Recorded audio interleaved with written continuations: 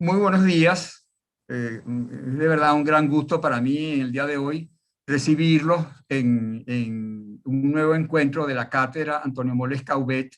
Este es el espacio digital del Instituto de Derecho Público que siempre cuenta para este tipo de eventos en línea con el apoyo tecnológico estupendo, maravilloso, y al cual agradecemos enormemente de Universitas Fundación. Y en la oportunidad de hoy cuenta además con la colaboración de la Cátedra Libre, Democracia y Elecciones de la Universidad Central de Venezuela, cuya directora es precisamente uno de los ponentes. Entonces, luego de recordarles brevemente que la Cátedra Moles Caubet lleva el nombre por el maestro Antonio Moles Caubet, quien creó el Instituto de Derecho Público y lo dirigió durante mucho tiempo y le dejó su impronta además académica, universitaria, de búsqueda permanente del conocimiento jurídico y su difusión. Entonces, hemos querido, digamos, recordarlo a él permanentemente a través de esta manera institucional de un encuentro mensual. Todos los miércoles a las 11 de la mañana nos reunimos aquí sobre un tema de interés del derecho público, tributario, constitucional, administrativo.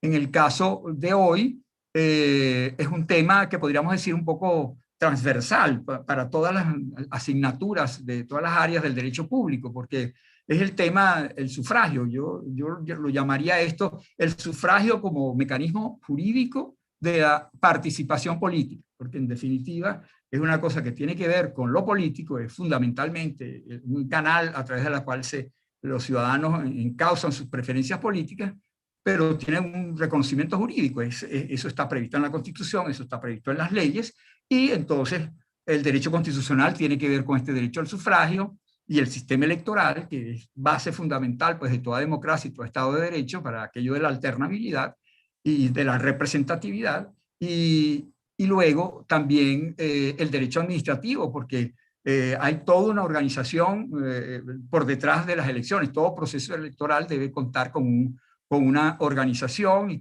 muy ramificada, pues, ¿no? Una cosa que llegue hasta los últimos rincones, porque todo aquel que va a participar a través del sufragio debe tener el acceso en condiciones iguales y de seguridad y de certeza y de libertad para poder expresar su opinión y que sea oída luego, que luego sea recogida y se exprese en unos resultados que reflejen lo que efectivamente ocurrió en las urnas.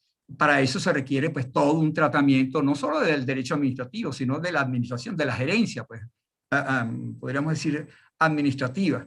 Y también tiene su vertiente internacional, cosa que no estamos cubriendo, probablemente no lo sé, pues, ya oiremos a los ponentes, pero el derecho internacional también se está ocupando de la protección del derecho al sufragio y de las elecciones libres y justas. Una de las líneas de investigación que lleva uno de los investigadores del instituto es justamente eso, la protección internacional del voto, del derecho al voto. Y bueno, cuando lo tengamos listo, seguramente ya tendremos oportunidad de presentarlo por aquí también.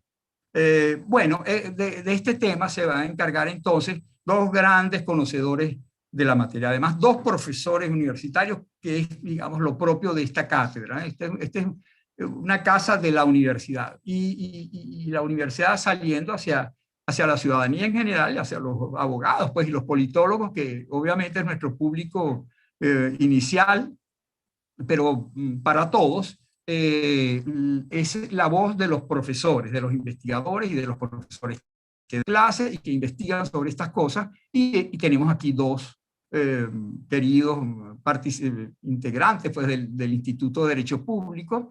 Tenemos a Egle González, por un lado, quien fue auxiliar de investigación y luego investigadora del Instituto de Derecho Público y siempre ha mantenido una relación muy constante, como siempre pasa con los que pasamos por allí, que después no hay manera de que nos podamos despegar completamente de ese cordón umbilical con el instituto, ¿no? Y Manuel Rachadel, ni se diga, pues también se inició allá en el instituto como investigador, luego tuvo su trayectoria muy prolongada en el ejercicio profesional y en muchos espacios dentro de los cuales pudo prestar sus servicios, pero siempre vinculado a la universidad, nunca dejó de dar clases, siempre estuvo siempre está publicando, eso es señal de que está investigando, porque para publicar es necesario que recientemente ha publicado 2 libros excelentes, maravillosos, muy buenos, que me imagino yo cuánto ha tenido que dedicarle a uno sobre la universidad, del cual hablamos hace poco, en una de las primeras cátedras Moles Caudet,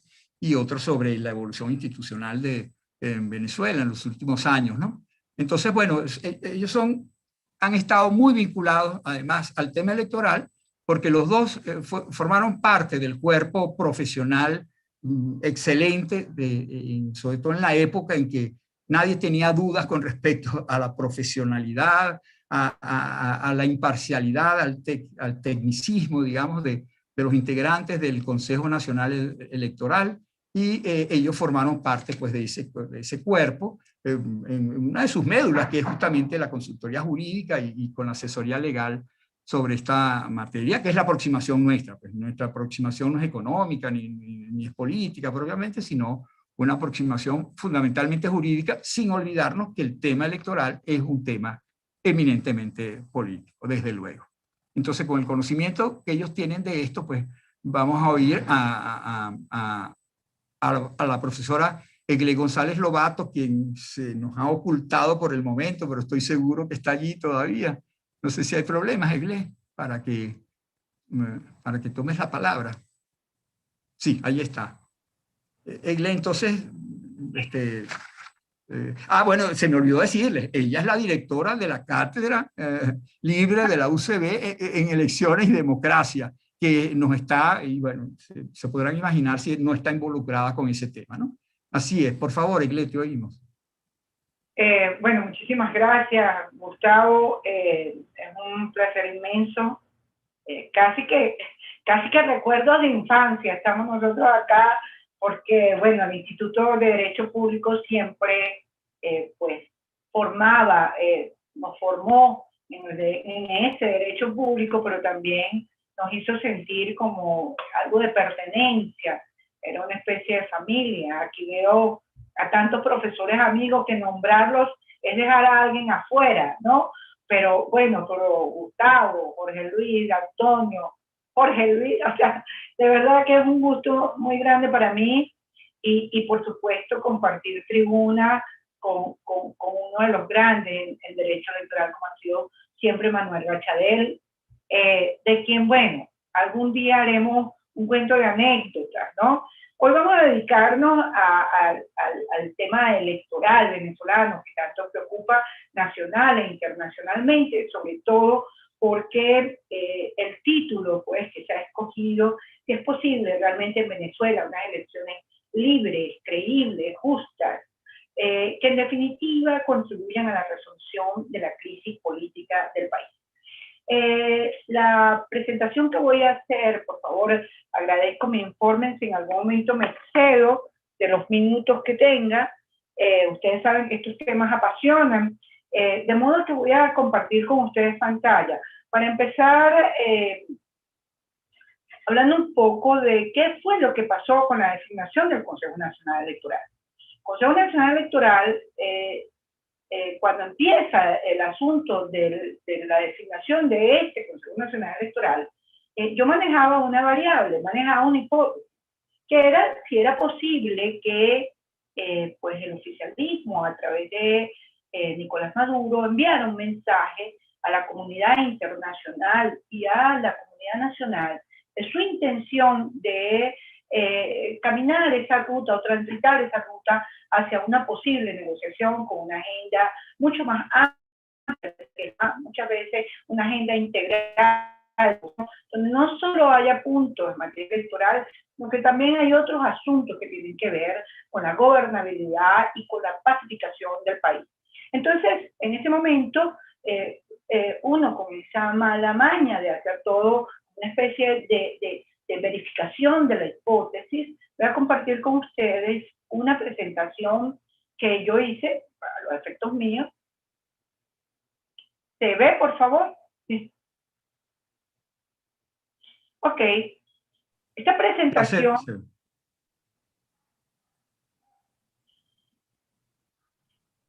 Un segundo, disculpenla. Ok. Esta presentación tiene Ese era el nombramiento del Consejo Nacional Electoral 2021. Para confirmar esa hipótesis, si realmente había o no un mensaje en la designación del Consejo Nacional Electoral, había que hacer un análisis de cada uno de quienes conforman, este Consejo Nacional Electoral. Ustedes ven allí en cada uno de ellos una presentación interactiva, en cada uno de ellos está la biografía. Ustedes ven en el primer renglón están los miembros principales: Pedro Calzadilla, Enrique Márquez, Tania Amelio, Alexis Corredor y Roberto Picón. Como primeros suplentes están Gustavo Vizcaíno, Griselda Colina, Leonel Parica, Carlos Quintero, Conrado Pérez. Y como segundos suplentes, Saúl Bernal, Francisco Martínez, Rafael Chacón, Francisco Garcés y León Arismendi.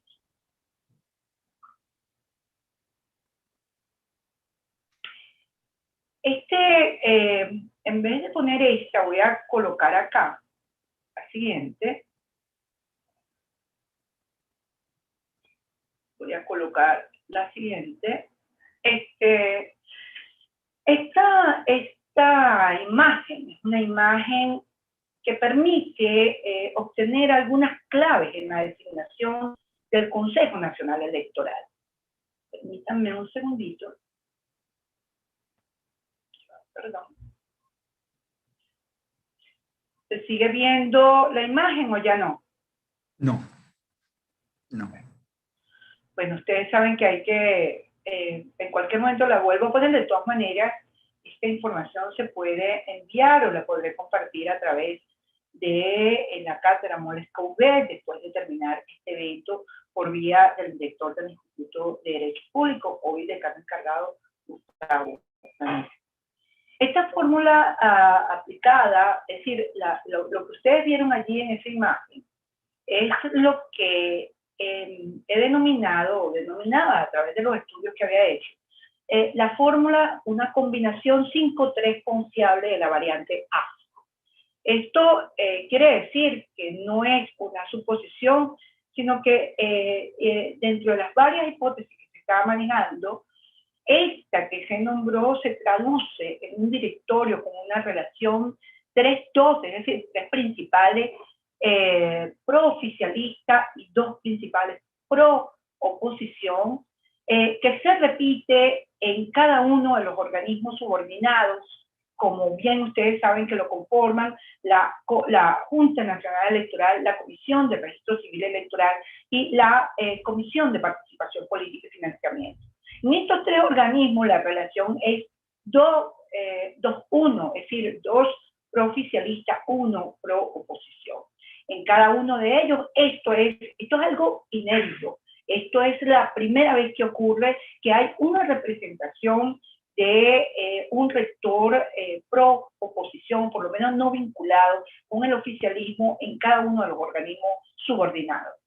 De la fórmula 5-3 que aludí, hay que destacar que la presidencia es en favor del oficialismo, pero la vicepresidencia es en favor de los pro-oposición. Luego, el mapa de actores integrado por estos rectores del Consejo Nacional Electoral arroja una mezcla muy interesante que hay que destacar. Y es que hay técnicos electorales, hay políticos, hay académicos, hay hombres vinculados con la cultura, hay exalcaldes, directores de organizaciones, ONG. Es decir, que esta designación del Consejo Nacional Electoral realmente dejaba unas trazas muy interesantes. Era un organismo integrado por personas que, si bien se podían vincular, por eso hablo de pro-oficialista, pues no dejaba de arrojar un interés hacia la condición o bien la formación profesional de cada uno de ellos.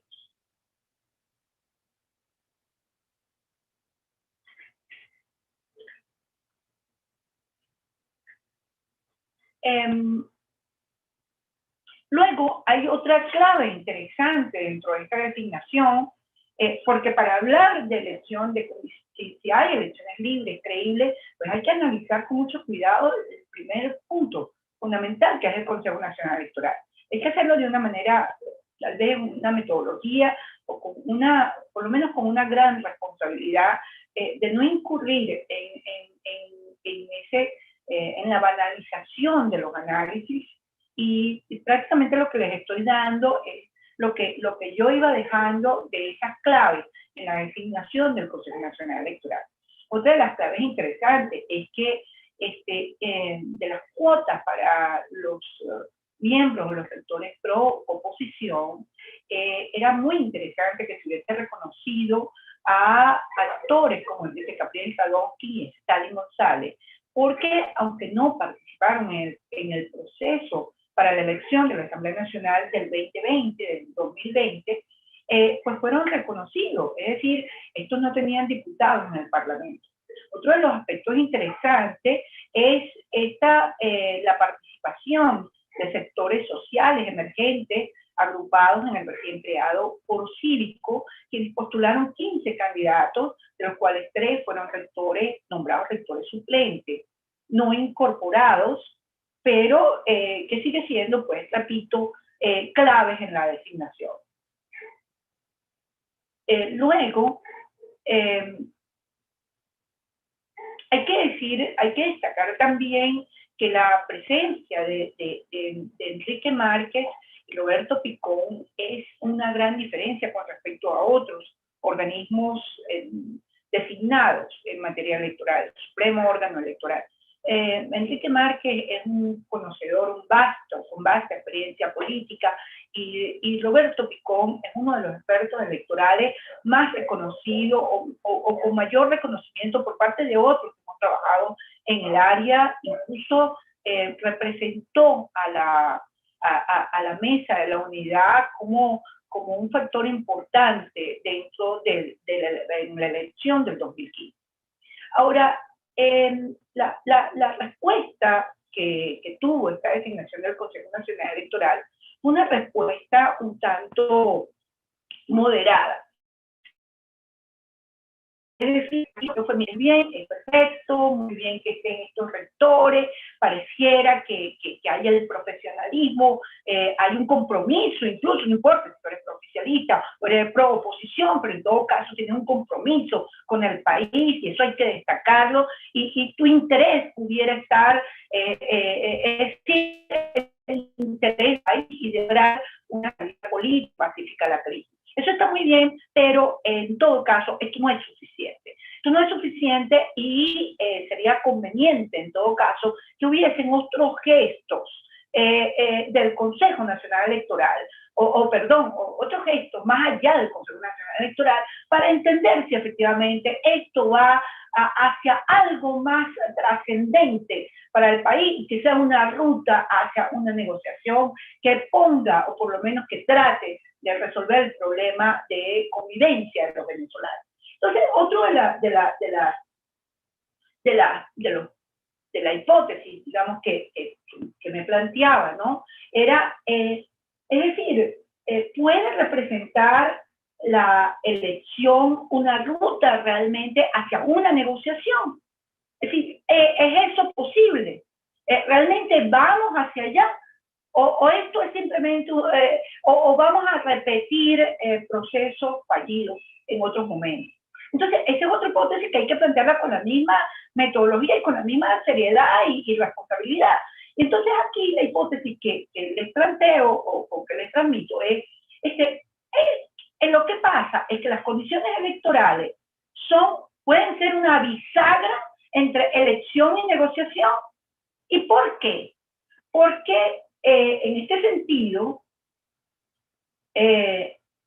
porque cuando uno habla de condiciones electorales, es el momento propicio para hablar de otras condiciones. Cuando nosotros hablamos de elecciones libres, justas, competitivas, transparentes, creíbles en Venezuela, nosotros no estamos hablando en los términos de los estándares internacionales internacionales que se aplican únicamente para una elección. Un país con un problema de polarización tan grave, un país en donde hay una situación tan crítica económica, basta hablar de los profesores universitarios. Nosotros somos un símbolo de lo que se sufre, del desplome de lo que ha significado una inversión de carrera y profesionalismo en el país. Entonces, cuando usted habla de eso, usted dice, pero además de las condiciones electorales, ¿qué crees tú que se pueda lograr? Es decir, las condiciones electorales no puede ser lo único que tú digas, no, pero perfecto, vas a tener un órgano que va a actuar conforme a las buenas prácticas y a la legalidad. No, que además tú vas a decir, ajá, pero cuéntame, y las tarjetas de los partidos, y los candidatos que están inhabilitados, que ceden del propio ámbito electoral. Y tanto es así, yo voy a tratar de compartir con ustedes, voy a tratar porque lo traté, aquí está, yo creo que aquí está, se está viendo, ¿verdad? Esto lo hice yo, mira, hace un par de años. Aquí está el cuadro comparativo de todos los acuerdos electorales entre el gobierno y la oposición. En todos los intentos de conversaciones entre gobierno y oposición, la discusión era, perfecto, vamos a un proceso electoral, pero vamos a hablar de diferentes acuerdos que son necesarios. Y entonces usted lo puede mirar desde República Dominicana, y por supuesto con anterioridad, pero me gustaba en el 2017. Ustedes también les puedo enviar este cuadro actualizado, porque este cuadro llegaba hasta, digamos que reflejaba hasta Noruega. Pero en todo caso, aquí lo que se decía era, hay varias, es decir, voy a irme para una parte que me interesa acá. Ustedes no están viendo esto, yo sí, déjenme para llevar para no hacerles, ok. En todos estos, mire, se repetía prácticamente lo que yo trato de decir siempre. Hay que diferenciar las condiciones electorales de las condiciones políticas o condiciones institucionales. Dentro de las condiciones electorales era una obligación que estuviese previsto la observación internacional. Luego, la observación internacional, por supuesto, con las multilaterales, o bien a través de la Organización de Naciones Unidas, o bien a través de la Unión Europea. Luego, por supuesto, el movimiento de los centros de votación, algo que fue dramático en el año 2017. No por esto se perdieron las gobernaciones para la oposición, pero en todo caso fue un factor que influyó mucho. Luego están los controles de los puntos de apoyo de los partidos, los llamados puntos rojos. Luego están los miembros de designación, el registro electoral venezolano, el acceso equitativo a los medios de comunicación. O sea, ¿de qué estamos hablando si todo esto lo estamos repitiendo desde hace años? Y luego tenemos, dentro de las condiciones institucionales, el problema que se planteó era, no es posible que se logre una negociación en Venezuela con una elección determinada, sino que esto tiene que tener un cronograma para la legitimación. Es decir, que incluyera incluso, por supuesto, incluía todo el tiempo la elección presidencial. También se hablaba de la modificación necesaria del Consejo Nacional Electoral y del Tribunal Supremo de Justicia. Era muy importante y cada vez se fue haciendo más el levantamiento de las sanciones internacionales, especialmente las sanciones financieras impuestas por Estados Unidos. Luego, por supuesto, dejar sin efecto las inhabilitaciones de líderes políticos que representan una disidencia importante contra el oficialismo o contra el gobierno de Nicolás Maduro. Luego fue así, igualmente en las negociaciones, que en todos los eventos se fue dando, incluso por supuesto se agregaban unas y otras. Ahora, me gustaría decir algo, digamos, ya para terminar. Me falta aunque sea un poquitico, pero yo me estoy escuchando, ¿cierto? Sí, se te oye bien. Perfecto. Yo hubo como algo aquí en mi computadora. Ok, luego, por supuesto, todo esto es muy importante. Es decir, que cuando tú hablas de elecciones, de hay elecciones, es posible que en Venezuela haya elecciones justas, creíbles, transparentes, pues tú tienes que mirarlo en el contexto político también. No es únicamente condiciones electorales, sino que simplemente esto conlleve a que se detenga esta caída libre del país hacia donde vamos. Y justamente antes de conversar lo que les voy a decir, voy a ligar una cosa con la otra, y es que fíjense que es tan importante lo creíble de una elección para que dé lugar a avanzar hacia otros aspectos importantes, que en estos momentos está por arribar a Venezuela una misión exploratoria de la Unión Europea. Esta misión exploratoria, como bien lo dice la expresión, lo que viene es a una evaluación preliminar, pero del marco electoral, pero también del entorno democrático del país, de las condiciones preelectorales, de la atmósfera política. Es decir, que nosotros no podemos dedicarnos únicamente a hablar en términos de tecnicismo electoral, sino que tienen que mirarse, o por lo menos dejar en blanco y negro otros aspectos. Esta misión que viene, que es exploratoria, para realmente presentar un informe, para que venga una misión mucho más amplia antes del proceso electoral, por supuesto que tiene varias interrogantes que seguramente ustedes se hacen. Y es si realmente se contribuye al proceso electoral, si apoya la presencia de, por lo menos, la participación de la sociedad civil tan importante, si es posible que haya seguridad para quienes vienen, para quienes vendrían a una misión mucho más amplia, pero también por lo menos si las recomendaciones que van a hacer no van a generar mayores conflictos, porque no va a ser un informe plano, va a ser un informe con dimensiones, es decir, un informe crítico que va a decir, mire, efectivamente hay unas condiciones para que realmente haya unos resultados importantes. Pero aquí yo voy a hablar entonces de cuáles serían esas condiciones electorales producto de la dinámica electoral actual, más allá, o de la dinámica actual, más allá de lo que hemos visto antes. Sin antes dejar de decir que lo más importante que generaría este cumplimiento de condiciones es la confianza en el proceso electoral, la confianza de que el proceso electoral realmente sea esperanzador, que efectivamente hablemos del futuro, nos montemos en la Agenda 2030 o 2040, como ya se dice por la pandemia. Es decir, que el país se hable de la construcción de lo que nos toca a cada uno. Entonces,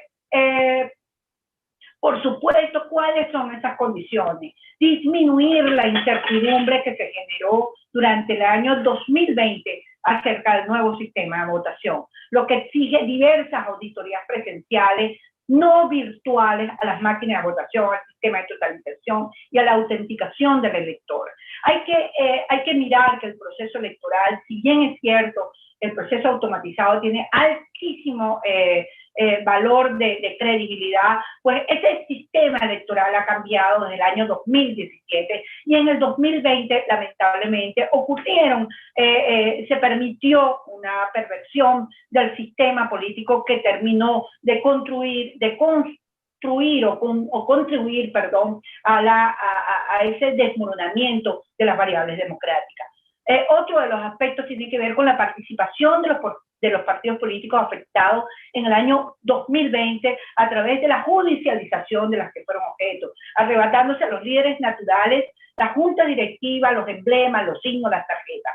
En el año 2020 se produjo la tercera ola de judicialización que afectó el proceso electoral parlamentario convocado para el 6 de 2020, donde el TSJ intervino a los partidos de oposición, Acción Democrática, Primero Justicia, Voluntad Popular y a las organizaciones políticas que habían formado parte de la alianza con el PSUV o la coalición oficialista llamada Gran Polo Patriótico, como Patria para Todos, PPT y Tendencias Unificadas para alcanzar Movimiento de Acción Revolucionaria, conocidas como Tupamar. la habilitación de una tarjeta unitaria como fue la MUD, que permitió a los partidos políticos de oposición participar unidos frente al oficialismo. La MUD fue suspendida por el TSJ en el año 2016 por un supuesto fraude de recolección de firmas de sus militantes para un proceso de validación de los partidos. Por supuesto que esto escrito hace un mes, par de meses, evidentemente ya hoy nos encontramos con una realidad que se han entregado, fue activada la tarjeta de la MUD. Respecto a los resultados electorales, y aquí esto es muy importante, las condiciones electorales no son solamente para la oposición, que es un sector de la sociedad, es para todos, del oficialismo, de quienes no quieren participar, para todos. Y esto implica que tiene que haber un compromiso de todos los sectores, tanto pro-oficialista, no oficialista, poco importa, porque en este momento son sectores del Consejo Nacional Electoral, compromisos con el país, pero tienen que tener un compromiso de llevar esto hasta el final. Es decir, no cantar fraude como único discurso que se tenga si los resultados son adversos, y por otra parte, la no designación de protectores, que también ha sido otra de los aspectos que se ha logrado en aquellos estados donde el oficialismo no tiene resultados que los beneficien.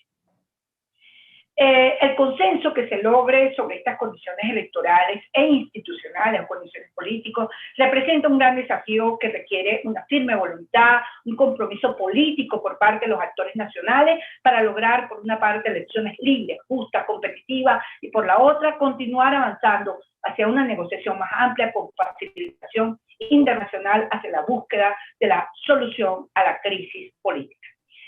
Bastaría decir que también hay una preocupación enorme con las comunidades indígenas y el retroceso por lo que se vieron afectados en el último proceso electoral del 2020 de la Asamblea Nacional, cuando le fue eliminado increíblemente su historial de voluntad de voto, sufragio universal, directo y secreto.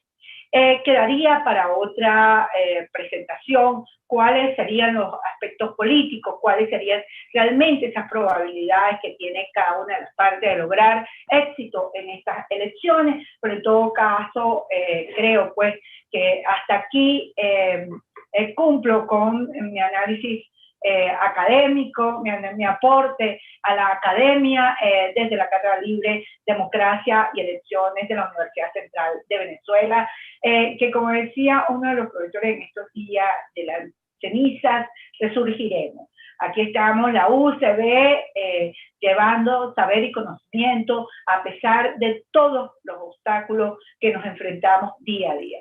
Muchísimas gracias. Y bueno, ahora le dejo la palabra a mi amigo Manuel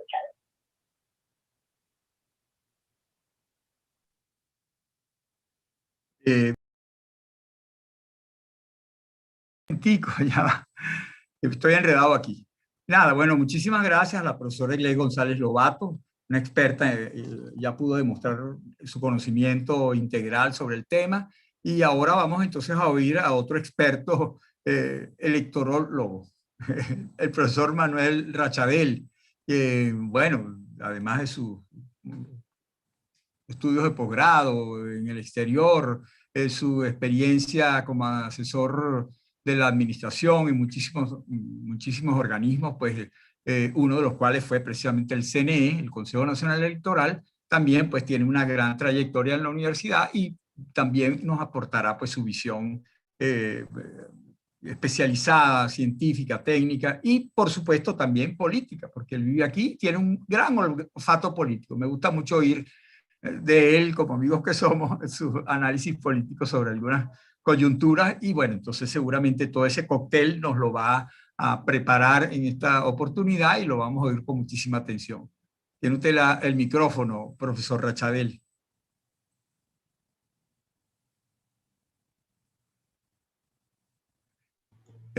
Ajá, ya. Exacto. Que tenía el mute. Bueno, mire. Estabas muteado, sí. Dale.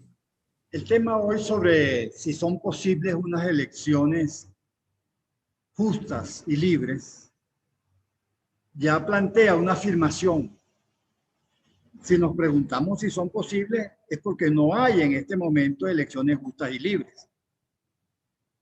De modo que eso se plantea, si no hay esas elecciones, hay que introducir una serie de modificaciones en el funcionamiento del sistema electoral y de la organización electoral para que esas elecciones sean posibles.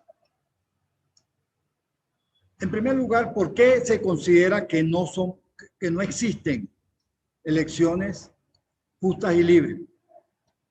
Bueno, hay una serie de aspectos que habría que analizar allí, ¿no? De una trayectoria, de tipo de fraudes o de incumplimientos legales que se han hecho en materia electoral.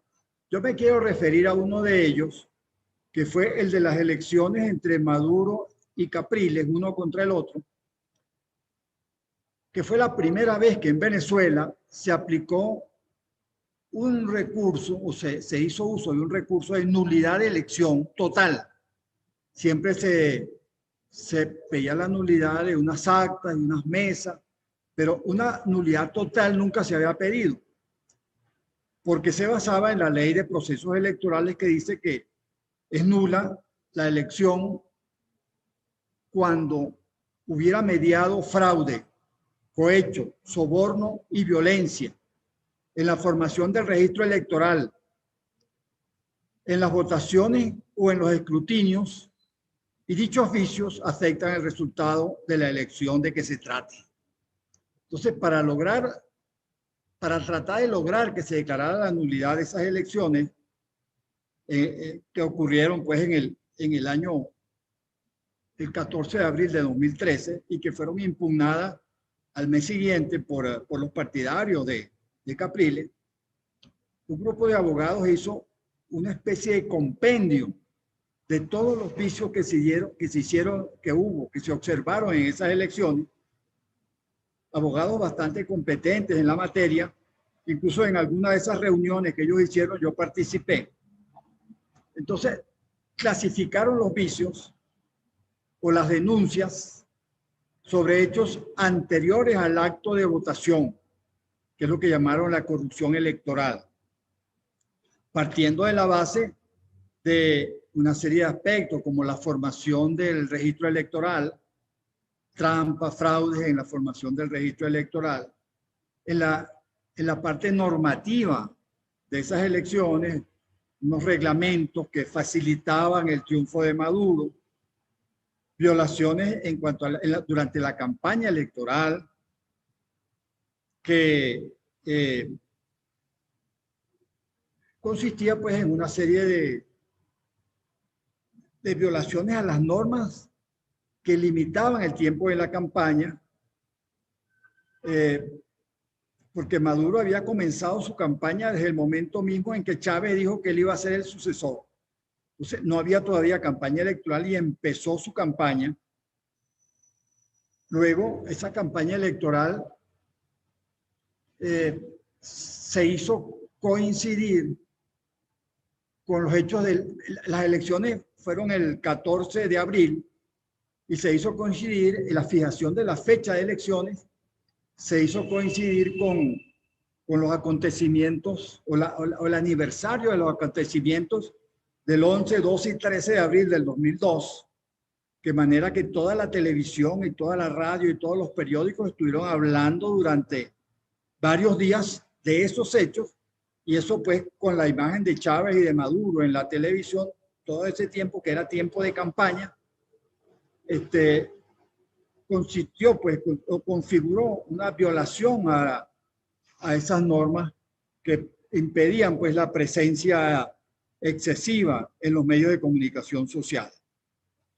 Claro, hay una serie de otros hechos también, pero no nos podemos extender en ellos. Maduro, por ejemplo, no le tocaba suplir a Chávez. Es cierto, él era el vicepresidente, pero cuando el presidente fallece antes de tomar posesión, a quien le tocaba tomar posesión era a Diosdado Cabello, que era el presidente de la Asamblea Nacional en ese momento. Sin embargo, como Chávez había designado a Maduro, había que hacer algún truco jurídico y eso lo hicieron a través de unas sentencias de la Sala Constitucional del Tribunal Supremo de Justicia. Ahora, en segundo lugar, hay una serie de denuncias que se hicieron en ese evento del 2013. Bueno, no dije antes, todo el tema de la elección del Consejo Nacional Electoral, etc. Pero también se denunciaron hechos durante el acto de votación. El Consejo Nacional Electoral creó unos centros para recibir denuncias, centros de atención popular lo llamaron. Y hubo 4.563 denuncias y además creó un correo electrónico para recibir esas denuncias que fueron, donde se recibieron 19.500 correos denunciando irregularidades durante el acto de votación. Ninguna de esas denuncias fue procesada.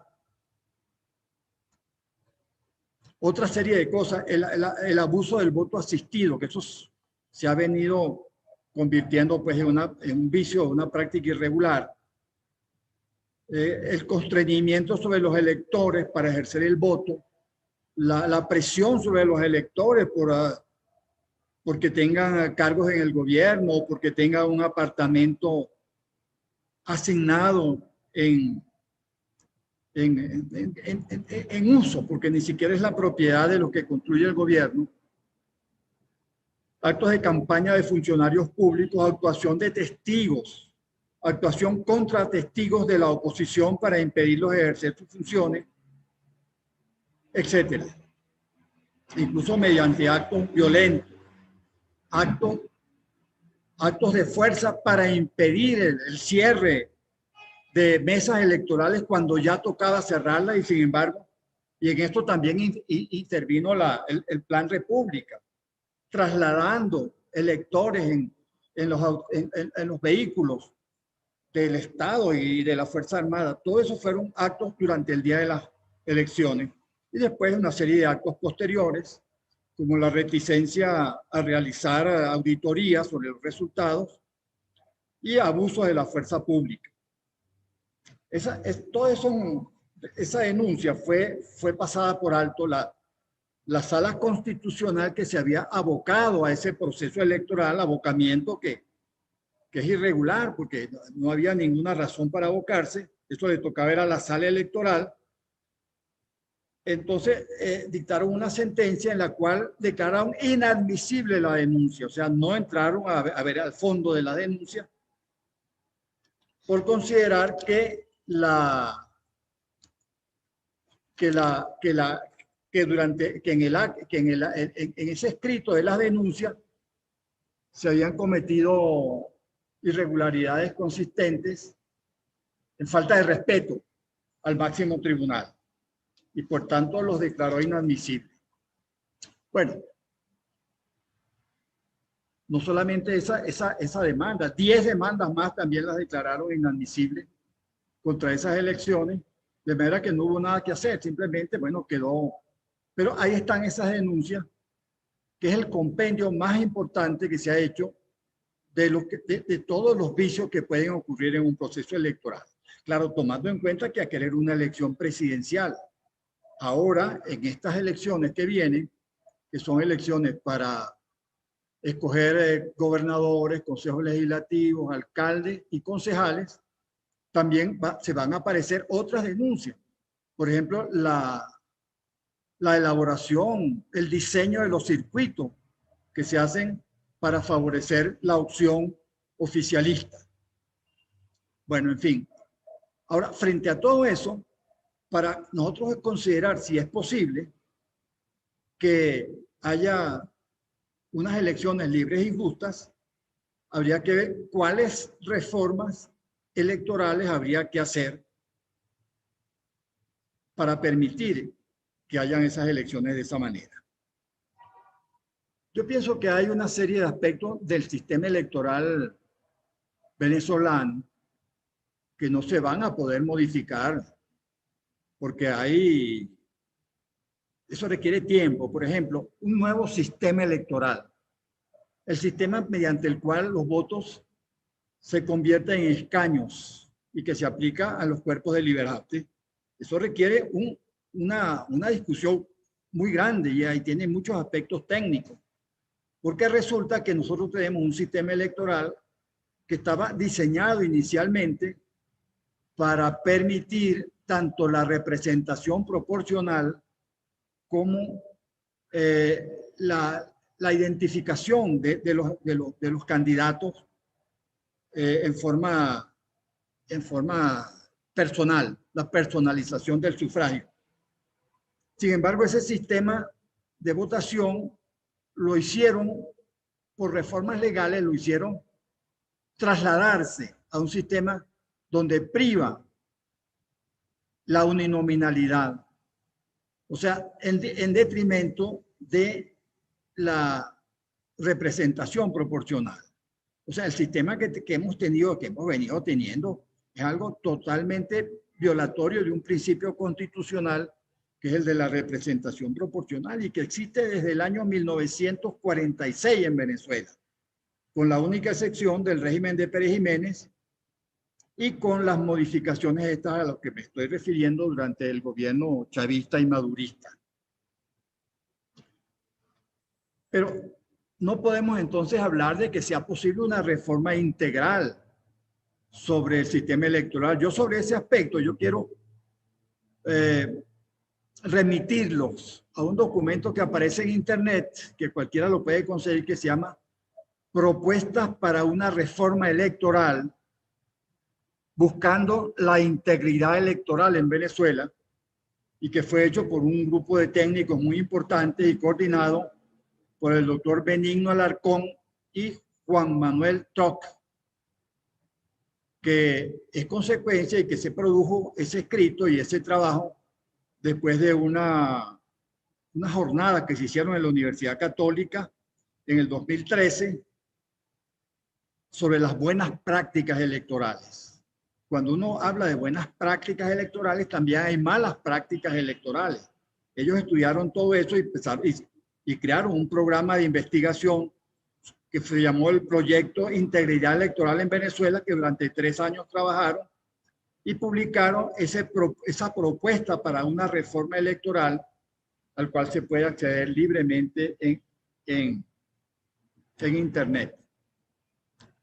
De lo que se trata entonces en esa propuesta es determinar cuáles son los requisitos para que unas elecciones sean calificadas como libres, justas y transparentes, lo cual en primer lugar supone una democracia y un Estado de Derecho. Si no hay democracia ni hay Estado de Derecho, no puede existir elecciones justas. O sea, hay unas reformas políticas que hacer en Venezuela. El diario El Economista, The Economist, en el año 2015 hizo una investigación y determinó que el 53% de la población mundial no vive en democracia, sino en alguna forma de autoritarismo. Y dentro de ese 47% que vive bajo autoritarismo, está Venezuela incluida dentro de esa investigación. En efecto, ellos hicieron una lista de países que son democráticos y que sus elecciones son, por tanto, libres y justas, partiendo en primer lugar de Noruega, que es el país que ellos consideraron que era el que tenía el mayor índice de democracia y de elecciones justas.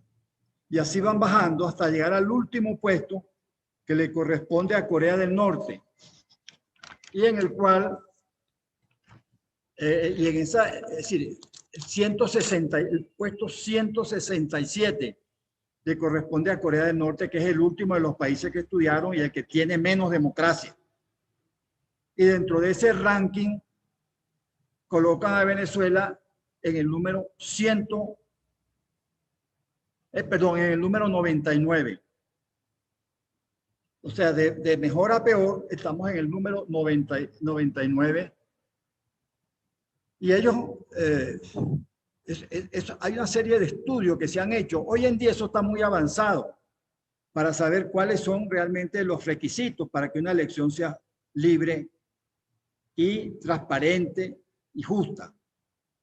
Y eso sobre todo empezaron con unos estudios que se hicieron en la Universidad de Sydney, de Australia, y en conjunto con la Universidad de Harvard, de los Estados Unidos, para hacer esos rankings, y ellos distinguen que hay un sistema híbrido, es decir, nosotros estamos dentro del sistema híbrido porque tiene elementos democráticos, sobre todo de tipo formal, y tiene pues elementos de autocracia, de autoritarismo.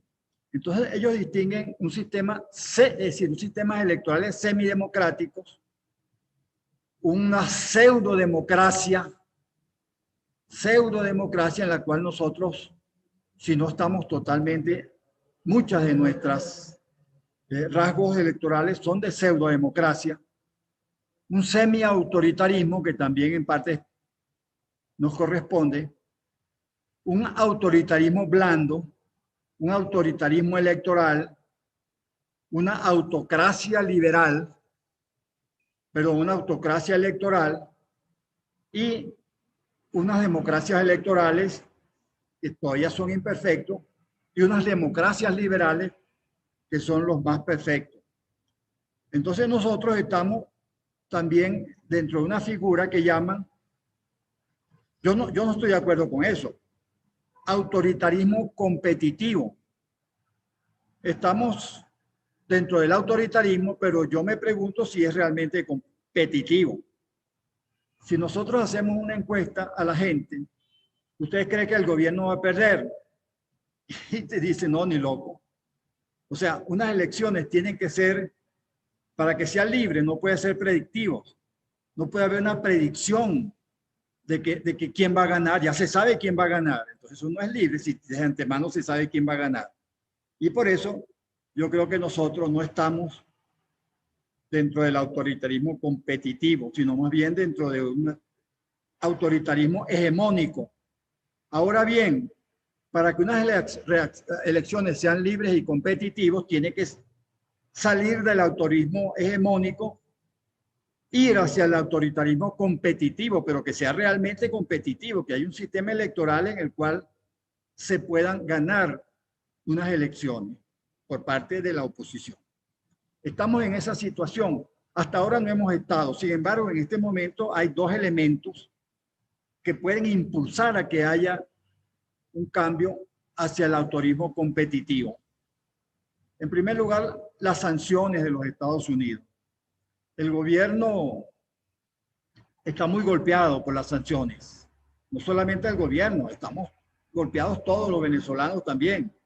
La prohibición, por ejemplo, de importar gasolina es una cosa que está golpeando, afectando seriamente a todos los venezolanos, incluso a los del gobierno, porque esos automóviles que se dañan por la gasolina iraní y que eso los afecta a ellos también, incluso a la Fuerza Armada también se está afectada en sus vehículos por esa gasolina iraní, que es la que hemos tenido disponible parcialmente en estos últimos tiempos.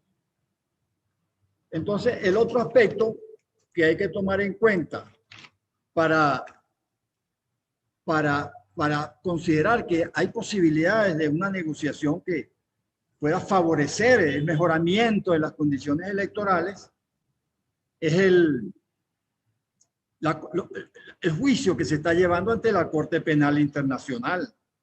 Si el gobierno llega a una negociación que le permita y que lo obligue a mejorar las condiciones electorales, eso puede crear un ambiente favorable para que la Corte Penal Internacional pueda tomarlo en consideración. Ahora, el tema de las negociaciones es lo más importante en este momento. Se están celebrando entre el gobierno y la oposición. No hay todavía información sobre en qué consiste esa negociación y cuáles son las partes donde el gobierno va a ceder un poco dentro de este autoritarismo electoral que tiene. Hay tres partes donde la Unión Europea ha insistido mucho, que es devolver los partidos que han sido confiscados por el gobierno, que son prácticamente los partidos democráticos todos. Hay unos que lo están devolviendo dentro de este proceso de negociación, que es el partido de Capriles, y hay otro. Acción Democrática le quitaron el partido a sus dirigentes y se lo dieron a un secretario general llamado Bernabé Gutiérrez, que la opinión pública lo califica como alacrán. Sin embargo, parece que le dieron una tarjeta electoral. Yo me estoy enterando de eso ahora, pues yo tengo ya año y medio fuera del país, en el exilio. Pero entiendo que le dieron una tarjeta a Ramos Alup de un partido que se llama Adelante, para que pueda participar en las elecciones, pero en todo caso, pues eso no es suficiente. Hay que ver la participación de Voluntad Popular, la participación de COPEI, que le quitaron también su tarjeta y se lo dieron a unos alacranes verdes que hay por allí también. En fin, todo eso es parte de la negociación, pero yo pienso que la negociación no puede limitarse solamente a quien postula el nombre del partido, sino también hay que cesar las inhabilitaciones de personas mediante actos de tipo administrativo, no mediante sentencia judicial, y eso lo está pidiendo la Unión Europea. Y también pidieron cesar los protectorados, el nombramiento de un protector que ya no solamente se estaba extendiendo de algunas gobernaciones ganadas por la oposición que le nombraban un protector, sino también incluso algunas universidades. A la Universidad de Oriente le nombraron un protector. Como no pueden ganar las elecciones en las universidades autónomas, entonces le nombran un protector. Y que cesara la figura de esos protectorados. Y se ha anunciado, yo no sé si eso se va a concretar, que el gobierno admite que va a dejar de nombrar los protectores, con lo cual está reconociendo que esa es una actuación absolutamente ilegal. Pero al mismo tiempo que anuncia la cesación de los protectores, introduce una ley sobre el Estado comunal que prácticamente deja sin competencias a los estados y a los municipios, por lo cual pues, en esos ámbitos, por lo menos, que son los que corresponden en estas elecciones próximas, no habrá protectorado. Pero ¿para qué va a haber protectorado si ya los estados y municipios pasan a entrar dentro de lo que llaman un estado totalmente sometido pues al autoritarismo del gobierno, que es quien controla lo que ellos llaman la democracia directa? Esas votaciones que se hacen en los consejos comunales, que son a mano alzada. ¿Quiénes estén de acuerdo? Tal, fulano de tal. ¿Y usted por qué no vota? No, yo no estoy de acuerdo. Ah, entonces usted recibe el CLAP. Sí, usted vive en una casa que le prestó el gobierno. No, sí vivo. O sea, es una cosa espantosa. Yo le digo porque yo acepté, yo no sé si me estoy pasando, no, ¿verdad? En las elecciones del 2015, yo tengo un amigo que era candidato a diputado, llamado José Guerra, un economista muy famoso, profesor de la universidad. Me lo encuentro en la universidad y yo le digo: José, yo quisiera poderte ayudar en tu campaña, en esta lucha en que estás, siempre y cuando que no sea darte plata. Tú sabes que aquí los profesores estamos bastante limitados. Entonces me dijo: ¿tú quieres ser testigo de mi candidatura en unas elecciones, en los centros de votación de Fuerte Tiuna? Yo le dije: sí acepto, y fui. Y a las 6:30 de la mañana estaba yo allá en Fuerte Tiuna como testigo de su plancha. También por curiosidad, por saber cómo funcionaba eso dentro de una ciudad militar como es Fuerte Tiuna, y vi una cantidad de cosas que eso es lo que el gobierno quiere hacer en todas partes. En Fuerte Tiuna hay una urbanización donde hay una cantidad de apartamentos y todos los miembros de las mesas, yo no era miembro de mesa, yo era testigo. Todos los miembros de la mesa son gente que vive allí y que si no se comporta en favor de los candidatos del gobierno, le quitan el apartamento porque son prestados, no son apartamentos que se le dan en propiedad. Incluso el gobierno se opuso a una ley de darle la propiedad a la gente de los apartamentos que les fueron asignados. Entonces, eso que yo vi en Fuerte Tiuna, de los militares llevando y transportando gente, trayendo para allí y para acá, todo eso, ese es el esquema que quieren implantar en todo el país, pero si lo hacen, si no modifican su conducta, el gobierno de los Estados Unidos, porque la oposición no tiene mayor fuerza para obligarlos a hacer nada, pero el gobierno de los Estados Unidos va a mantener las sanciones económicas y las puede agravar incluso. Cosa que afecta al gobierno y en alguna medida nos afecta a todos también. Pero esa fuerza que tiene el gobierno americano es la que nos puede permitir a nosotros que haya la posibilidad de unas elecciones justas, libres y transparentes, o más o menos, o más o menos, o relativamente, gracias a las sanciones americanas, creo que hay esa posibilidad. Entonces, cuando me hacen la pregunta, ¿cree que son posibles unas elecciones justas y libres? Yo digo, eso depende, más que de nosotros, eso depende de las negociaciones entre los Estados Unidos y el gobierno que se están realizando. Más que en la actuación que puede hacer la oposición, porque la ha tratado de hacer en elecciones anteriores y no ha podido, de manera que ahora sí existe pues esa posibilidad de que hay unas elecciones más o menos justas y más o menos libres y más o menos transparentes por causa de las sanciones que se han impuesto al gobierno y que pueden incrementarse si no actúan en ese sentido de crear pues un autoritarismo competitivo, que sea menos autoritario y más competitivo. Muchas gracias. Bueno, somos nosotros que le agradecemos al profesor Rachabel pues su emotiva intervención y basada en conocimiento pues, y su experiencia. Así que de la misma manera como lo hizo la profesora González Lobato, me da la impresión pues, de que esa introducción que más o menos hicieron ambos en el sentido de que algún sentido tiene una pregunta como, o sea, el título de este debate, pues esta conversación, que serán posibles, bueno, eso implica una duda, pues podría ser que no fueran posibles.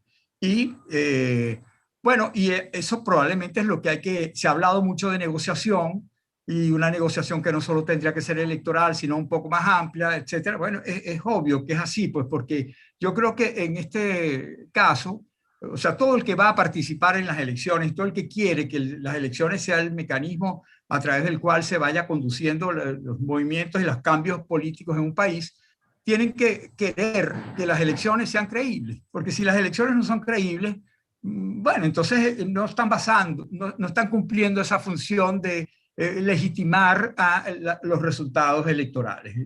Entonces yo pienso que tanto los tirios como los troyanos deberían querer tener unas elecciones que al final fueran aceptadas por todo el mundo. Yo envidio esos países donde al final pierde uno y lo primero que hace es reconocer al otro. Yo pensé que sí iba a ser el caso del Perú, porque nadie había criticado hasta ese momento las autoridades electorales hasta que una de las candidatas, la candidata que perdió, empezó a arrojar dudas, a querer arrojar dudas sobre la legitimidad de la realidad de los resultados electorales. Por otra parte, empezaron todos los mecanismos, digamos, como de apoyo, de observación, a decir que ahí no había habido irregularidades. Y incluso los tribunales, que no necesariamente supone uno que están cooptados por una de las dos parcialidades políticas en el Perú, están rechazando los recursos, de tal manera que no hace buena causa a un país que quiere enrumbarse hacia la democracia estar arrojando dudas con respecto a la legitimidad de su sistema electoral. Vean lo que pasó en los Estados Unidos igualmente. O sea, yo creo que solamente aquel que sea un férreo fanático de uno de los candidatos, el que perdió, puede creer que ahí hubo trampas. Trampa y irregularidades siempre va a haber en todo proceso electoral. Es inútil una cosa tan complicada y tan compleja y tan extendida en toda, integrada por la sociedad. Además, no son organismos públicos los que actúan allí, es la propia sociedad a través de los miembros de mesa y de los testigos, etcétera, los que hacen las elecciones. Y hay algunos que saben hacerlo y otros no saben sumar y otros, o sea, irregularidades es posible que las haya, intencionales o no intencionales. Pero si el conjunto es creíble, pues el resultado va a ser el que quiso la gente cuando fue a votar, ¿no? Entonces, y eso es lo que nosotros querríamos. Me gustaría pues que enrumbáramos un poquito las preguntas y todo, y el espíritu que yo siento que ha reinado aquí hoy, que es el de querer efectivamente que las elecciones cumplan su función de ser el termómetro que permita saber qué quiere la gente, qué piensa la gente, qué desea la gente, y hacerlo por la vía que se ha escogido para ello, que es la del sufragio libre, universal, secreto, no a mano alzada, como dice el profesor Rachadel, sino rodeado de todas las garantías que permitan creer, esperar que lo que yo dije en mi voto, mi preferencia fue registrada finalmente y se reflejó en un resultado. Aquí han habido algunas preguntas que tienen justamente que ver con esas condiciones, o sea, cómo hacer para que haya un poco más de confianza en nuestro sistema electoral, que está muy deteriorada esa confianza. Ese es el gran problema que yo veo fundamentalmente, porque para que pueda funcionar tiene que haber confianza, quien va a votar sabe que lo que él va a decir es lo que se refleja y que al final gane el que sea. Si ganó una mayoría, bueno, esa es la mayoría. A mí no me gustó Pedro Castillo, pero fue el que ganó. Bueno, para eso fuimos a las elecciones. A mí no me gustó Biden, pero él fue el que ganó. Pues hay que aceptar que él fue el que ganó. ¿Qué vamos a hacer entonces? Tomar las metralletas y las bombas Molotov y eso para hacerlo de una manera que ya no debería existir en este momento del siglo XXI. Entonces, voy a hacer algunas preguntas, le voy a dar la palabra. Hay una pregunta de Luis Palacio Sanabria que dice algo como que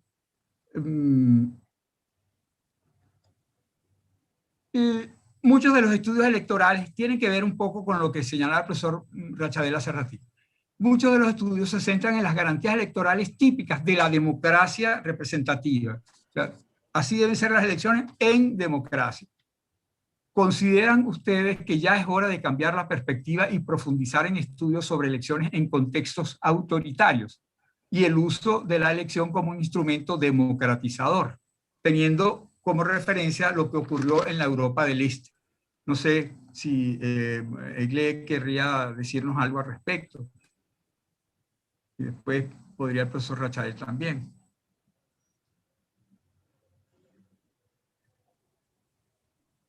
Te repito la pregunta, Igle, Sí, ¿o por la favor. captaste bien? Es que no podía poner aquí.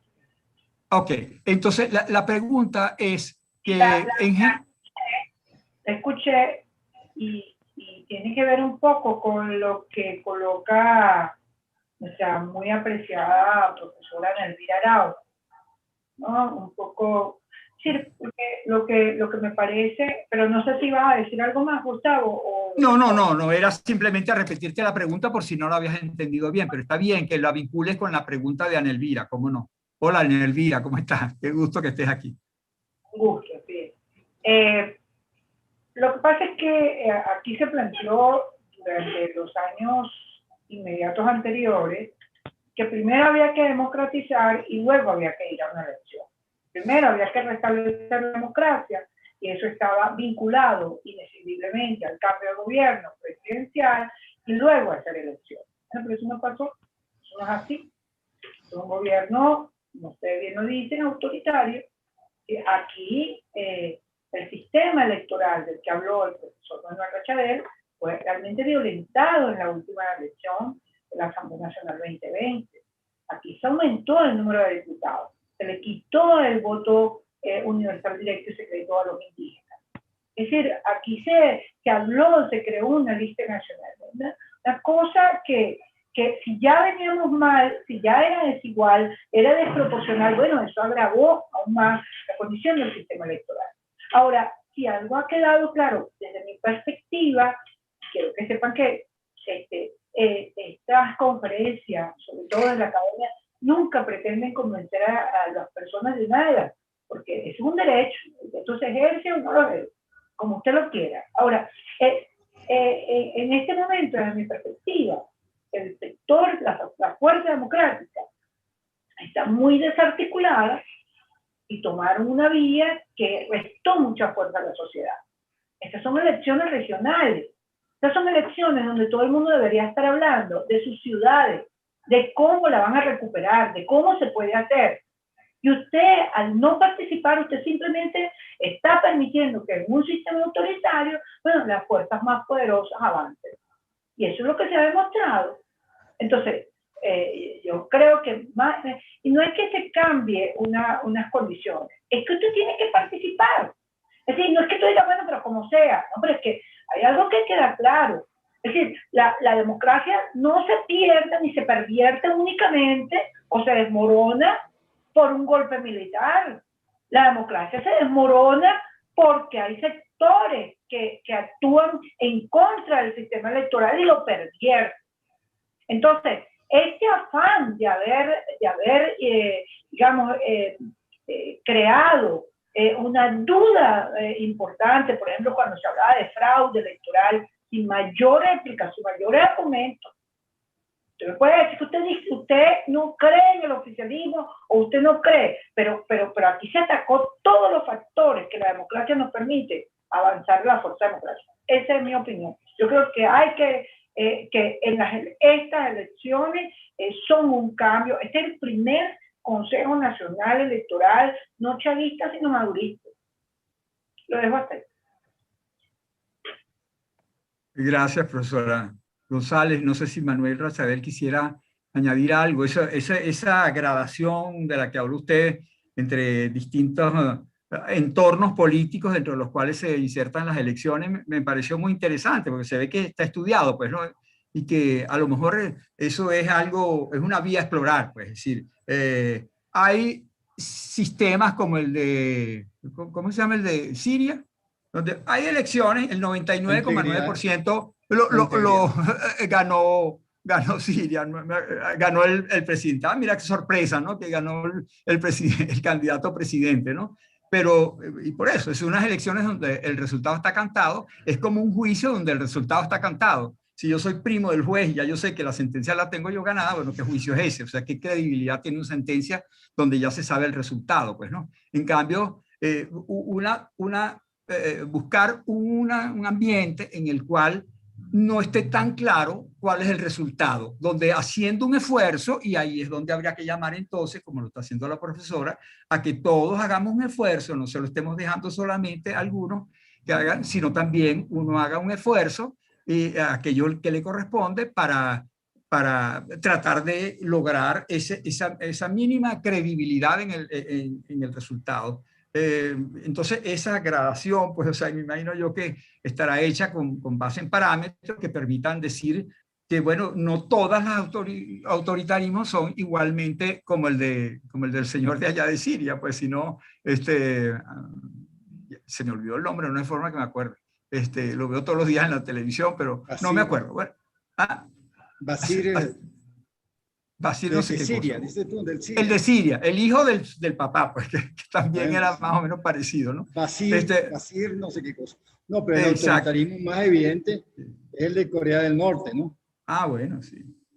Claro, yo no sé si quieres, digamos, hablarnos un poquito más de esas escalones, pues, a través de los cuales se va logrando una mayor credibilidad, pues, en el sistema electoral. Si no el 100%, por lo menos que sea algo que permita que la gente quiera ir a votar con tranquilidad. O con tranquilidad, bueno, fíjate, una cosa que me parece importante, ¿no? Los estudios que se han hecho han creado una tipificación de los distintos sistemas democráticos, antidemocráticos, electorales verdaderos, pseudoelectorales, todo eso, ya eso está tipificado. Lo que hay que saber es qué fue lo que pasó para ver dónde encaja, dentro de cuál de esos cuadritos que ya se han establecido por los académicos. Ahora, en el caso nuestro es muy importante la observación electoral, porque eso es lo que nos va a nosotros a decir qué fue lo que pasó, de modo que sea creíble en el extranjero. No lo que diga el partido A o el partido B, sino qué dicen los observadores imparciales que vienen del exterior. Y en ese sentido, el gobierno no es partidario de que haya observación electoral, porque la observación electoral le da derecho al observador de dejar constancia de las irregularidades que él ha presenciado y que esa constancia se presenten a los organismos electorales. Esa es la observación. El gobierno lo que le gusta es lo que llaman el acompañamiento electoral. Vienen esos acompañantes, ven todo, pero no pueden dejar constancia de lo que ellos han visto ni de las irregularidades. Es un poco como en el dominó, que los observadores son de palo, los mirones son de palo. Ellos no pueden dejar constancia de eso a los efectos formales de las autoridades electorales de Venezuela. Pero ellos sí pueden informar a sus países, a sus gobiernos, de qué fue lo que pasó realmente. Y en este momento lo que está planteado con las sanciones, y por eso le doy tanta importancia, es que esos observadores que vengan a Venezuela, que no pueden informarle al Consejo Nacional Electoral qué irregularidades vieron para que las corrijan, sino que informan a sus gobiernos, y sus gobiernos, la mayoría de los gobiernos europeos, bueno, toda la Unión Europea está cuadrada con Estados Unidos y Canadá. De modo que esa opinión que den esos observadores, aunque sean simplemente acompañantes, van a determinar si las sanciones se siguen o no se siguen aplicando, o si más bien se incrementan. Eso es lo que tiene interesante este proceso electoral, como no lo había tenido antes ningún otro. Muy bien. Aquí hay un comentario de Manuel Oropesa Olivo. Él piensa que las elecciones libres, la posibilidad de que haya elecciones libres, pasa más por decisiones políticas, por pulsos de poder, que es un poco lo que ustedes están comentando. O sea que tiene que haber un proceso de negociaciones y tiene que haber unas circunstancias, pienso, donde ambas partes tengan algo que ganar y con unas elecciones libres y algo que perder si las elecciones no son libres. Entonces, en la medida en que estén dadas esas condiciones extra electorales, podríamos decir, es posible que se llegue a algún nivel aceptable de condiciones que permitan entonces eso. Entonces esos pulsos de poder, si están más o menos equilibrados, yo imagino que eso es lo que no existe en Siria, probablemente ni en Corea del Norte, no hay pulso de poder, allá hay un solo poder y se hace lo que el chinito quiere, ¿no? O el sirio. En cambio, en una situación donde hay algún tipo de equilibrio entre las partes, que ambas quieren un proceso electoral creíble, que sea aceptado al final, pues se podía lograr un mínimo pues, de condiciones que permita que la gente luego crea que puede ir a votar y que lo que va a decir va a ser tomado en cuenta. Entonces, esta pregunta, no sé, pues Manuel Oropesa, es un comentario más bien, ¿no? Que hay pulsos de poder, son decisiones políticas, y que las reformas electorales y las formas legales y administrativas no son tan importantes, pues, sino más bien pues como que las decisiones políticas, no sé qué piensan. Si quieren decir algo, profesora González, sí, por favor.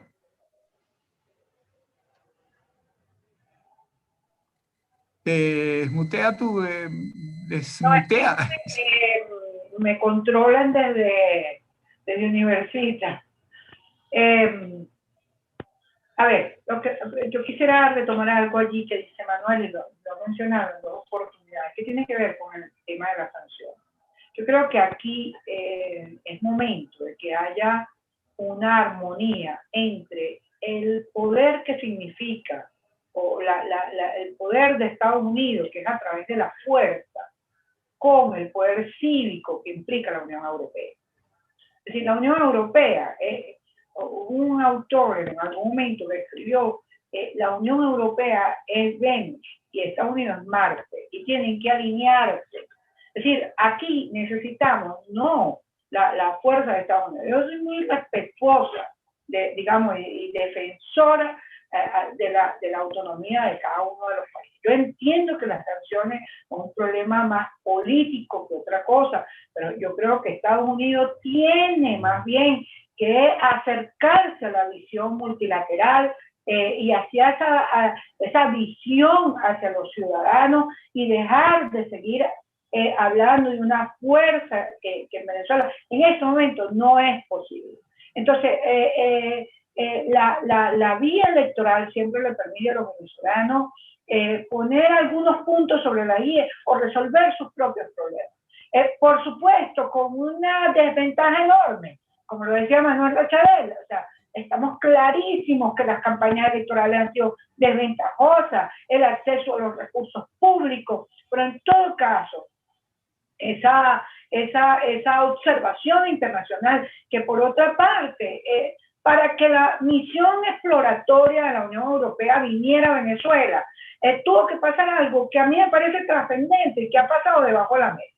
Y es que Venezuela tuvo que volver a ponerse como un asunto prioritario, tanto para los países miembros de la Unión Europea como para el Parlamento Europeo. Entonces, estos son hechos que tal vez no se perciben claramente. Bueno, pero uno tiene que destacarlos un poco en ese sentido.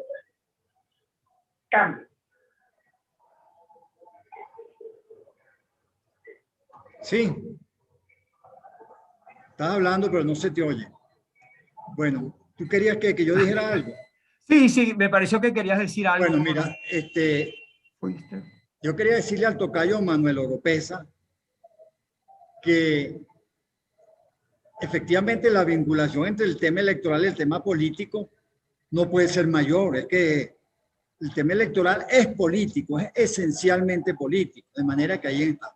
Ahora, hay gente que no le gusta que se busque como camino la vía electoral, porque lo que se necesita es un acto de fuerza. Dicen, esta gente no va a salir por elecciones, hay que buscar un acto de fuerza. Ahora, el problema es que el acto de fuerza no lo podemos hacer nosotros con los militares que tenemos, ni podemos hacerlo con los demás países, porque todos los países, tanto los de la Unión Europea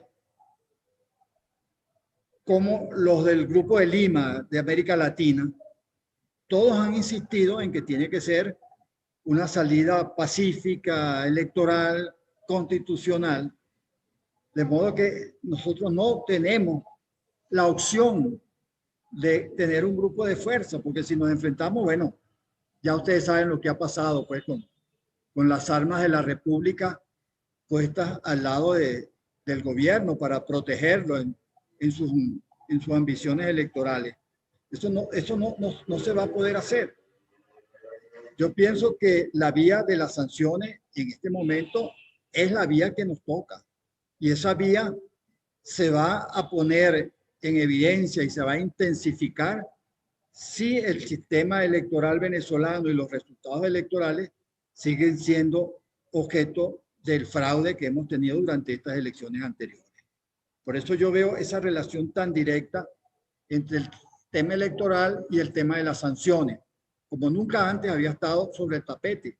Y sobre el tema que decía Egle de la Unión Europea, es primera vez que la Unión Europea claramente, salvo algún país ahí que siempre está como medio dudoso, como España, pero incluso España ha sido también más que nunca claro en la necesidad pues de que se establezcan unas condiciones necesarias para que haya unas elecciones libres y transparentes. Entonces yo pienso que las posibilidades son buenas, pero no podemos decirlo. Mañana jueves llega una misión de la Unión Europea, una misión técnica de la Unión Europea para ver si ellos consideran que hay condiciones para mandar un grupo de observación electoral Yo creo que sí las va a haber, porque el gobierno, primero que todo, tiene que soltar una cantidad de presos políticos, tiene que tomar una serie de medidas, sobre todo los presos de defensores de derechos humanos, hay que soltarlos inmediatamente. Pero yo sí creo que de aquí al momento de que se terminen las negociaciones, yo creo que va a haber algunas condiciones mejores. Por supuesto que no se puede exigir el gobierno, si los Estados Unidos para levantar las sanciones no puede exigir que haya una reforma a fondo del sistema electoral venezolano. Eso tarda mucho tiempo. Lo que yo creo que está planteado son unas condiciones mínimas para que creen un poquito de incertidumbre, esa sana incertidumbre que es la que indica que hay unas elecciones democráticas, justas y transparentes, porque no está cantado de antemano que eso lo vaya a ganar el gobierno. Eso es lo que se requiere. Efectivamente, bueno, está muy bien. Aquí hay una pregunta, hay preguntas del profesor Ángel Serpa, a quien saludo, que no vaya a creer que lo estoy pasando por debajo de la mesa, ¿no? Entonces él añade algo, ¿no?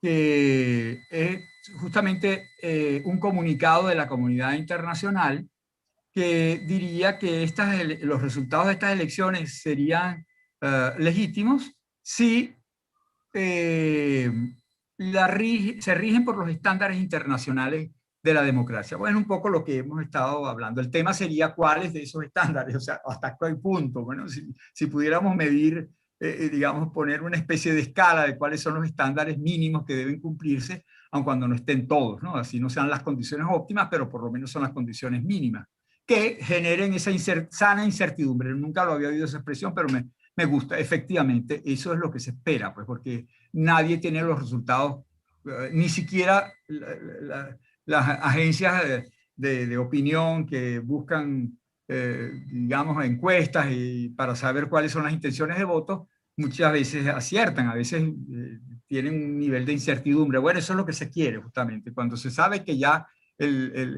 cuál va a ser los resultados de las elecciones en Cuba, pues francamente, pues está bien que las hagan, ¿no? Eso, pero ¿para qué? Entonces, no están cumpliendo con la función de una elección, pues, ¿no? Eso no es una elección, nadie escogió, nadie eligió, sino que se impuso una decisión previamente y esa fue la que fue homologada a través de ese procedimiento electoral, ¿no? Hay una intervención de Gonzalo Oliveros Navarro que me parece bien, que añade un elemento, dice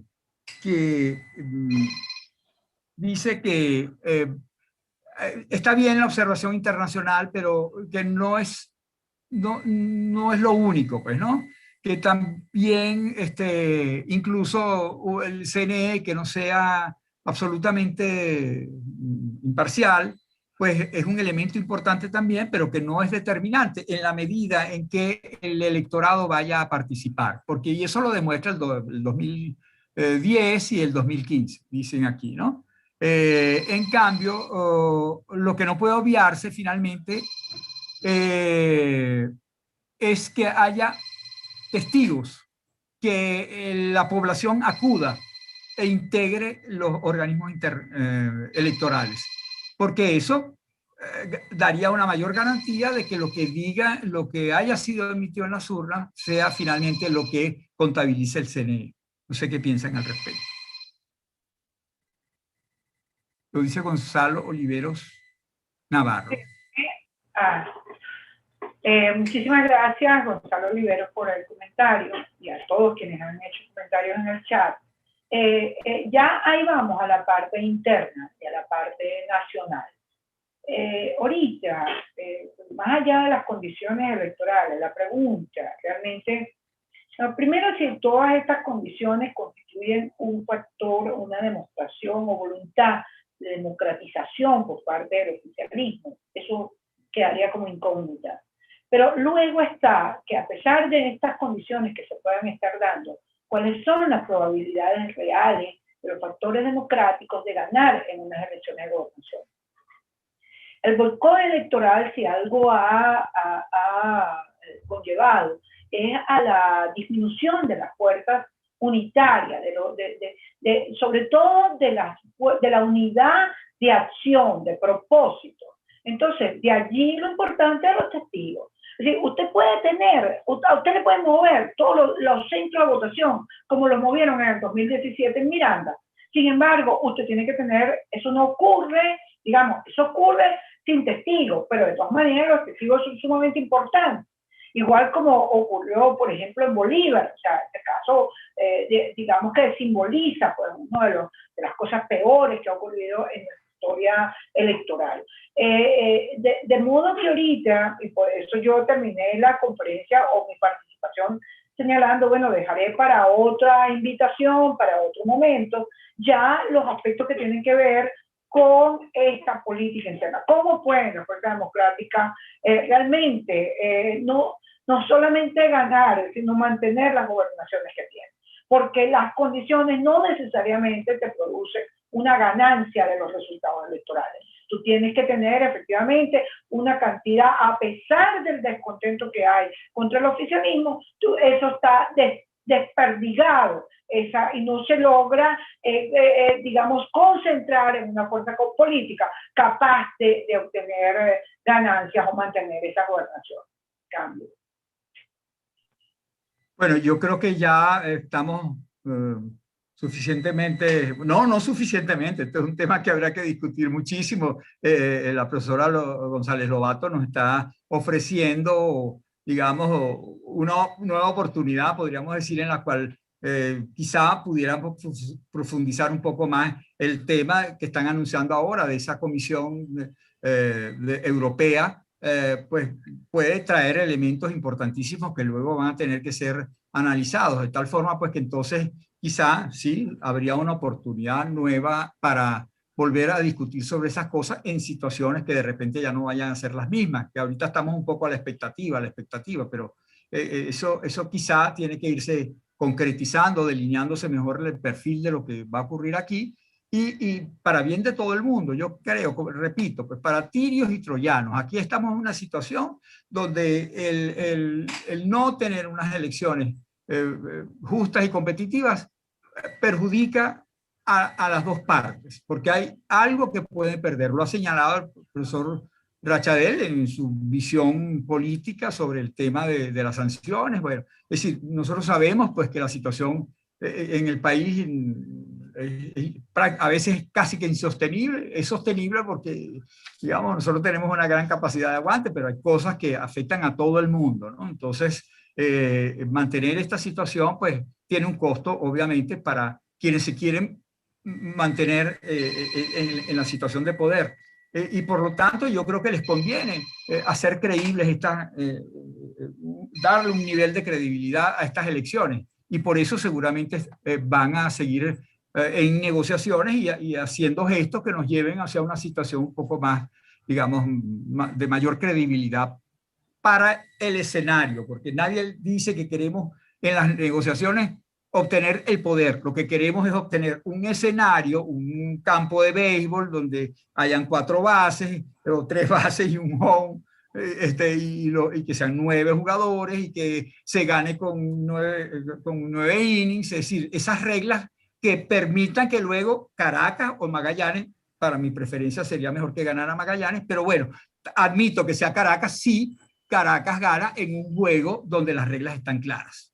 Esa lo acepto, me parece que está muy bien. Ganó como debía ser. Y no porque me quitaron un inning o porque me sacaron un jugador o porque me hicieron algún tipo de trampa. Entonces ese juego al final no beneficia a nadie, ni siquiera el que ganó. Pues no se puede sentir orgulloso pues, ni de haber ganado en unas condiciones que no eran las más legítimas. A mí me gustaría ya ir cerrando, entonces darle la palabra a la profesora Egle González para que nos diga alguna reflexión final y luego oír al profesor Rachadel.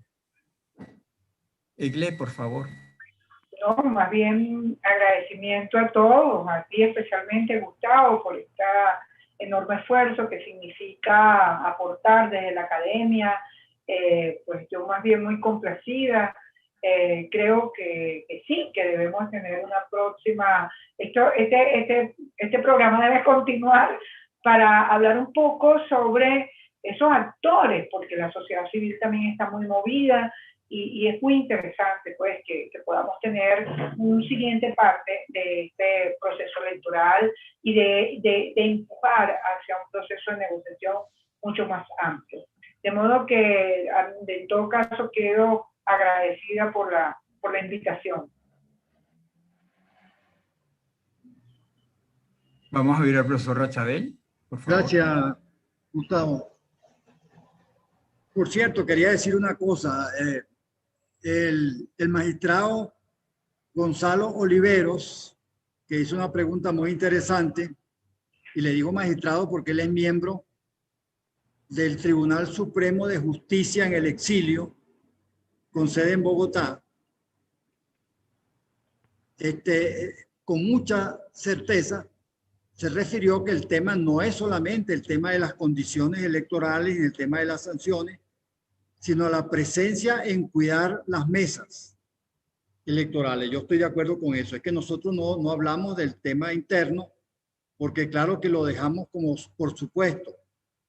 Pero si no hay unas condiciones electorales, se produce la abstención de la oposición, que es lo que pasó pues en las últimas elecciones para la Asamblea Nacional. Entonces, para que haya esa presencia de los opositores en todas las mesas electorales, se requiere que haya esa sana incertidumbre. O sea, tenemos la posibilidad de ganar. Vamos a echarle pichón porque esto lo podemos ganar. Pero si la gente está segura que lo va a perder, no asiste. Y en ese sentido, pues yo creo que la unidad de los partidos es fundamental. Si los partidos comienzan a lanzar candidatos por su cuenta para concejales, para alcaldes, todo eso en forma diversa y una oposición interna dentro de la oposición, yo creo que estas elecciones, aunque tengamos buenas condiciones y aunque tengamos buena observación internacional, se pierden, pues se puedan perder, aunque tengamos el 80% o el 85% de la gente en el campo opositor, se pueden perder unas elecciones, de manera que eso es un tema bien importante, el de la unidad, y es una gran responsabilidad que tienen los líderes políticos opositores de lograr que esa unidad se consolide y que se manifieste en la presencia en las mesas de votación y en los funcionarios electorales que deben asistir. Muchas gracias y gracias a Gonzalo Olivero, gracias a Gustavo y gracias a Iglesias. Gracias a los que se conectaron. Sí, pues nos toca verdaderamente agradecer a todos. Bueno, en primer lugar a los ponentes que también desde el extranjero o desde Caracas, pues accedieron a venir a hablar de estos temas que son fundamentales, pues, y con su conocimiento, su perspicacia, su intuición y su, digamos, experiencia en estas cosas, pues nos han dado un panorama que yo creo que nos deja pensativos, nos deja reflexivos. No hay una alergia, no debe haber una alergia inmediata con el tema electoral. Hay elecciones, vamos a hablar de ellas, no cerremos de una vez el radio ni el televisor, sino vamos a oír de qué se trata, vamos a conversar sobre eso, porque hacia allá debemos ir. O sea, mientras más tarde le lleguemos a las elecciones, peor será, ¿no? Entonces, vamos a tratar de acercarnos a ella en las mejores condiciones, obviamente, sin digamos, ingenuidad inútil, ¿no? Entonces, les agradezco verdaderamente muchísimo y en el caso de GLE, pues, en particular, haber, digamos, aportado esa colaboración importante de la cátedra que ella dirige, por supuesto, que tiene unos eventos y está haciendo unas actividades absolutamente valiosas en esta materia electoral, como una cátedra libre de la Universidad Central de Venezuela, lo que le da, pues, digamos, un gran prestigio, pues, a lo que ella hace. Y bueno, por supuesto, también agradecer a Universitas una vez más, pues, porque nos apoya en esto y nos ayuda, incluso si nos pasamos un poquito de tiempo, lo aceptan con una gran tolerancia y con beneplácito. O sea que de verdad que estamos muy agradecidos a quienes han participado y también, por supuesto, a todos los que han se han conectado. Veo pues que hay personas desde el exterior, veo algún otro, el profesor Jorge Suárez desde Colombia, veo a Ira Torres, que también estaba en Buenos Aires, es decir, y autoridades también de la facultad. Vi a la doctora Lourdes Wills, que estaba aquí, el profesor Francisco Paz, director de la escuela. Es decir, de verdad que muy complacido, porque me siento como si estuviéramos casi allá en el aula, en la sala Molescaubet del instituto, donde nos reuníamos semanalmente para debatir de estos temas de interés jurídico, pero también de interés actual para toda la ciudadanía. Muchas gracias pues, por haber participado, y nos vemos en la próxima reunión, que será el primer miércoles del mes de agosto, si Dios quiere. Hasta luego.